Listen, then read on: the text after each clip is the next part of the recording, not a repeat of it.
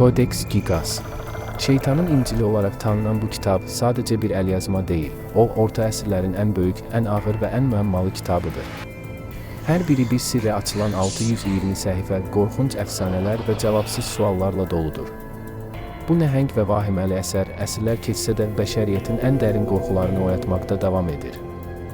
Əfsanəyə görə bu sirli əlyazma bir gecənin içində ağır bir günahın yükünü daşıyan rahib tərəfindən yazılır. Amma o, zamanın və insan gücünün bu işə yetməyəcəyini anlayanda duasını göylərə deyil, qaranlığın dərinliyinə yönəldir. Və bir gecənin zülmətində ruhunu şeytana təslim edərək qorxunc bir razılaşmaya imza atır. Əgər bu sirlərin dərinliyinə birlikdə baş vurmaq istəyirsinizsə, kanala abunə olun və videonu izləməyə davam edin. Çünki indi başlayacaq əsl qorxu və sir dolu hekayə səni düşünməyə vadar edəcəkdir.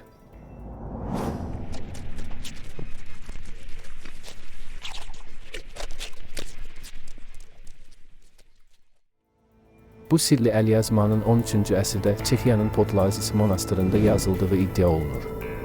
Müəllifi isə Herman adlı, özünü dünyadan təcrid etmiş, səssiz, amma içində saysız sirləri gizlədən bir keşişdir. Əfsanəyə görə keşiş Herman ağır və bağışlanmaz bir günaha yol verir. Bu günahın cəzasının ölüm olduğunu anlayan Herman cəzasını yüngülləşdirmək üçün monastıra bir təklif irəli sürür. O, bir gecənin içində rahibləri ölümsüzləşdirəcək sehirli bir kitab yazacağına söz verir. Rahiblər bu qeyri-mümkün vəddən təsirlənərək ona bir şans verməyə razı olurlar. Gecə düşür, Herman yazmağa başlayır. Ancaq səhifələr irəlilədikcə o anlayır ki, bu işi tək başına bitirməyə gücü çatmayacaq.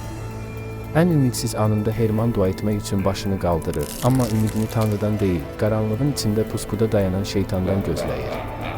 Ruhunu təslim edir və qarşılığında heç bir insanın bir gecədə yaza bilməyəcəyi qədər nəhəng və sirli bir əlyazma əldə edir. Codex Gigas, yəni şeytanın İncili adı ilə tanınan həmin o məşhur əsəri. Bu sadəcə bir kitab deyil, bu bir ruhun qarşılığında bağlanmış qorxunc razılaşmanın maddi sübutudur. Gecənin zülmətində nəfəsin donduğu, duaların isə səssiz qaldığı o məqamda şeytanın özü ortaya çıxır və rahiblərin dilindən düşməyən duanın yerini pıçıltılı bir razılaşma alır.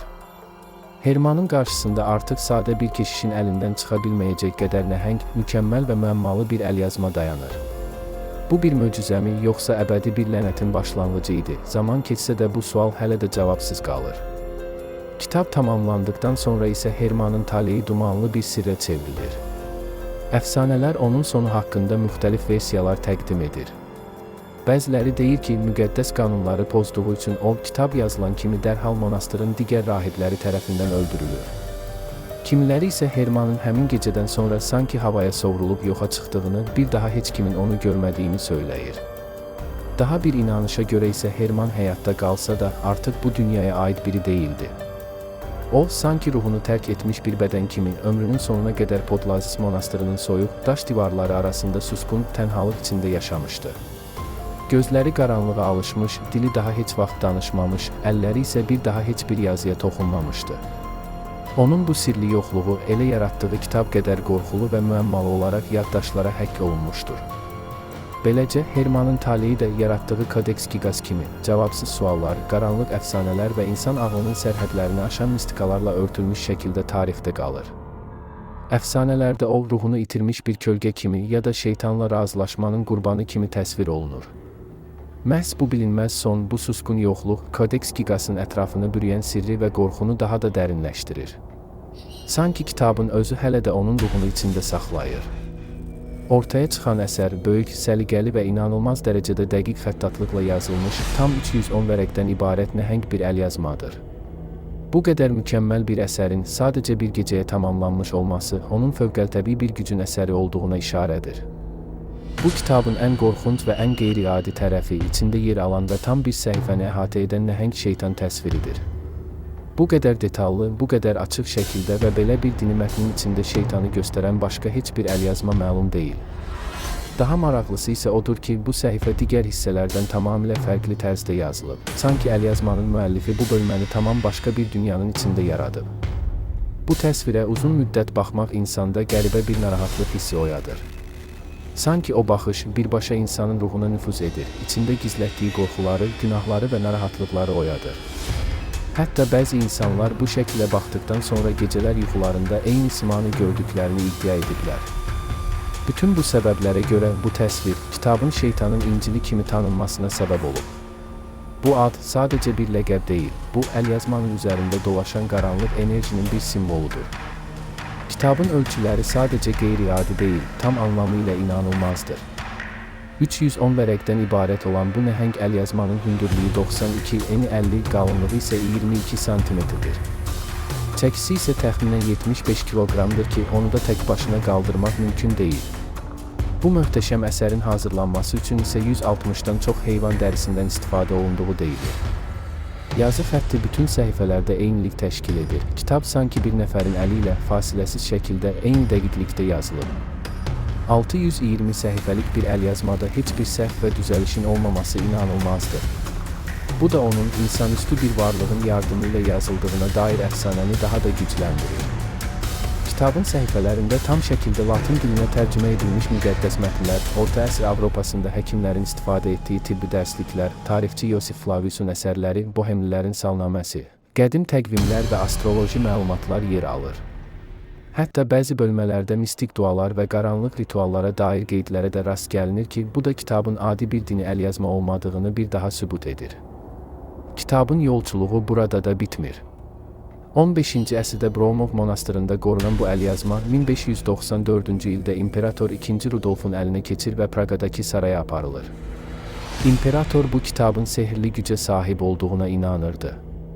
Lakin bu, onun son dayanacağı olmur. 1648-ci ildə 30 illik müharibə sona çatanda İsveç ordusu Praqadakı İmperator kitabxanasını ələ keçirir. Codex Gigas da digər nadir əlyazmalarla birlikdə qənimət olaraq İsveçə aparılır. Və beləliklə bu sirli kitabın yolçuluğu qaranlıqdan bir imperatorun sarayına, oradan isə müharibənin içindən keçərək yad bir ölkəyə qədər uzanır. O gündən bu günə qədər, yəni düz 4 əsrdir ki, bu sirli kitab İsveçdə saxlanılır. Hazırda isə Stokholmda İsveç Milli Kitabxanasında xəzinələr sərgisinin ən qiymətli eksponatı, parlaq ulduzu kimi nümayiş olunur. Kitabda sirli ayinlər və qadağan olunmuş mətnlərin yer aldığı bəzi səhifələr yoxa çıxmışdır. Bu səhifələrin kimlərinsə tərəfindən bilərəkdən götürüldüyü iddia olunur.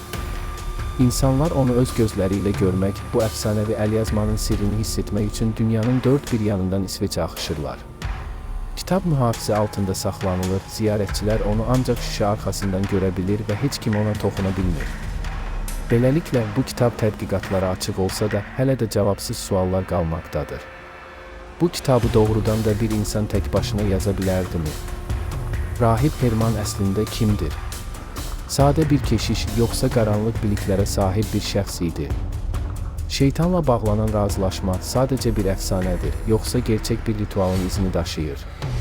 Bu suallar və daha çoxu Codex Gigas'ın sirlərini açmaq üçün edilən tədqiqatların hələ də cavabsız qalan tərəfləridir.